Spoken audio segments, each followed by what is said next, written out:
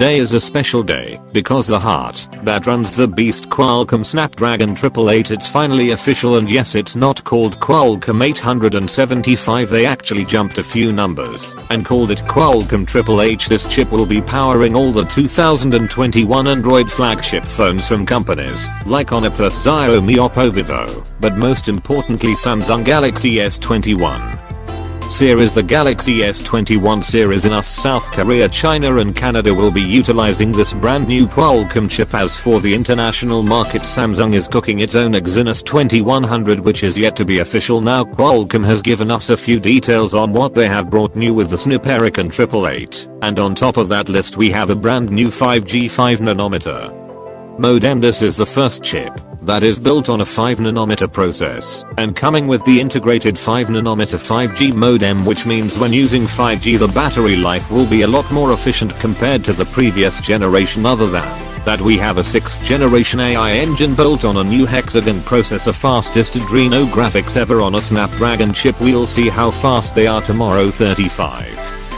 faster image processor compared to the Snapdragon 865, so you can take 120 pictures per second at 12 million pixels now. Like I said, they didn't go into full details, they have left some crucial information for tomorrow, so make sure to stay tuned on the channel. Now as we are approaching the official date of the Unpacked event, we've got some new pricing leaks coming from South Korea. It seems like Samsung has finally learned their lesson. Unlike the crazy pricing of the S20 series, the S21 family could start from $800 all the way up to $1,300 with the S21 Ultra, which is $100 less than the S20 Ultra. I have to say the pricing for all models in this rumor is looking pretty damn good. Of course, the catch this time is that the Edge display is only specific to the Ultra model, so S21 and S21 Plus will be rocking a flat display with a possible plastic bag. Now speaking of S21 Plus, we have a brand new render video. This is based on the absolute latest CAD information, showing off possibly the closest design to the actual real thing. I absolutely love how this camera bump is melting on the side. Samsung has definitely managed to create a new look, a new different look compared to the other smartphones with multiple cameras on the market now. According to the dimension information, the S21 Plus is similar to S20 Plus, but it's a bit taller. It's rocking it almost chinless 6.8-inch display, probably the most minimal chin on a smartphone. Like from this point, the only logical jump is towards an under-display camera, which Samsung will most likely do with the Z Fold3 later on next year. Now more information is coming out regarding the Fold 3.